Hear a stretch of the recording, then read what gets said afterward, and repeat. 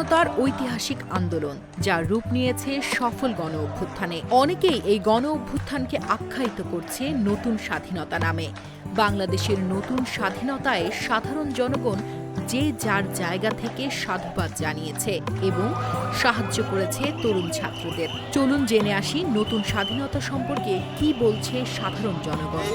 আন্দোলনের মাধ্যমে আমরা এই পুরো দেশটা নতুন করে পেয়েছি এবং এই ছাত্রছাত্রীদের আমাদের যারা ভাই বোনেরা আছে তাদের মাধ্যমে এবং তাদের জন্য আমরা ছোট্ট করে ড্রিঙ্কসের আসলে ব্যবস্থা করেছি। তারা এই গরমের মধ্যে এখানে প্রোটেক্ট করছেন তাদের জন্য এবং পুরো ঢাকা সিটিতে আমরা এটা কভার করার চেষ্টা করছি। লাস্ট 3 ডেজ ধরে আরো আমরা সামনে 4-5 দিন ধরে আমরা এই কার্যক্রম বহাল রাখবো।